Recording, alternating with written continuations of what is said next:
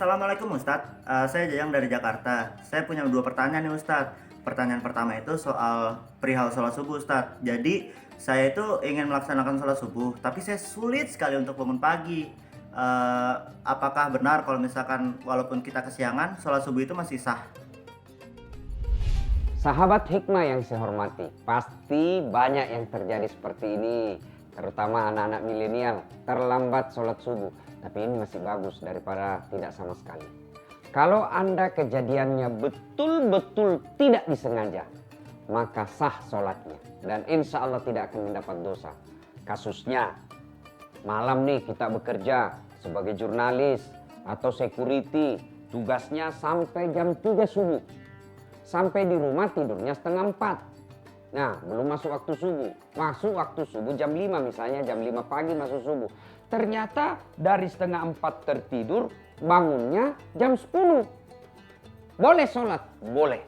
Dengan catatan, begitu bangun langsung ambil wudhu, sholat subuh. Meskipun sudah jam 10. Bangun langsung sholat. Nah, yang tidak boleh, kesiangan. Dia ngerokok dulu. Nge-WhatsApp dulu. Lalu nyantai lagi, baru pergi sholat. Ini yang dikategorikan orang yang menganggap enteng sholat, melalaikan sholat. Tahu enggak pendusta agama? Ara'aital ladzi yukadzibu biddin. Tahu enggak kamu yang dimaksud dengan orang-orang yang mendustakan agama? Satu di antaranya menurut Al-Quran ini adalah mereka yang menganggap enteng sholat. Siapa yang menganggap enteng sholat? Ya seperti dia sengaja dia terlambat, sengaja dan berulang-ulang. Nah, ini disebut lalai dalam sholatnya. Karenanya kalau kasus-kasus betul-betul ketiduran. Suatu ketika kan ada sahabat ibu-ibu datang melapor kepada Nabi. Ya Rasulullah, suami saya selalu terlambat sholat subuh. Memangnya kenapa? Suami saya kan kerjanya tukang kayu. Biasanya malam-malam dia bekerja. Kemudian pulang terlambat, hampir subuh baru dia tidur. Kemudian tidurnya siang baru dia masuk sholat subuh. Apakah saya harus membangunkannya? Nabi menjelaskan, dia biarkan tidurnya, dia akan bangun pada saatnya untuk sholat subuh. Pemirsa yang saya hormati, bagi mereka yang terbiasa sholatnya kesiangan, berdoalah kepada Allah agar tidak terulangi. Semoga bermanfaat. Pertanyaan keduanya Ustadz, ini perihal menjamak sholat sih Ustadz. Khususnya dalam perjalanan saya tuh masih suka bingung syarat sah yang benar itu untuk menjamak sholat itu seperti apa ya Ustadz? Terima kasih ya Ustadz. Sahabat hikmah di balik kisah yang saya hormati. Agama hadir bukan mempersulit manusia. Justru agama hadir memudahkan hidup kita. Sholat 5 waktu, apapun alasannya tidak boleh ditinggal.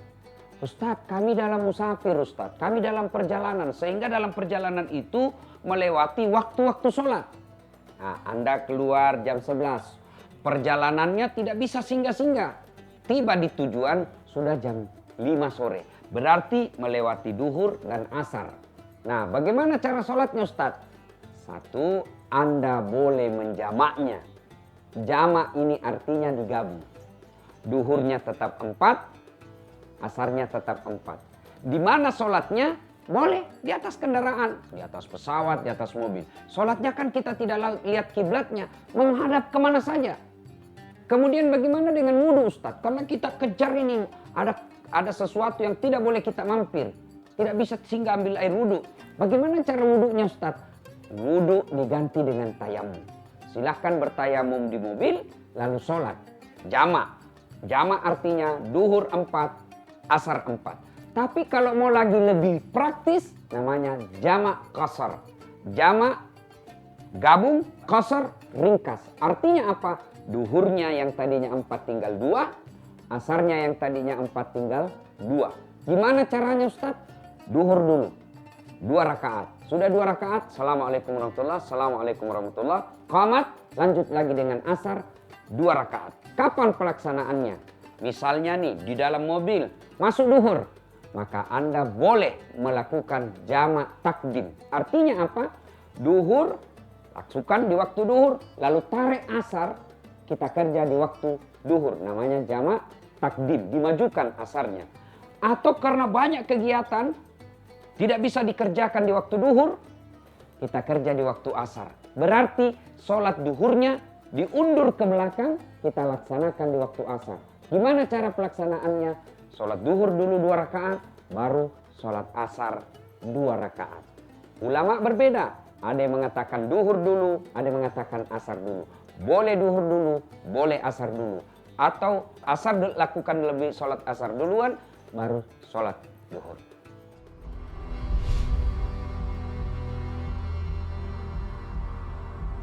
Mengevaluasi kembali pola mengasuh dan mendidik anak kita.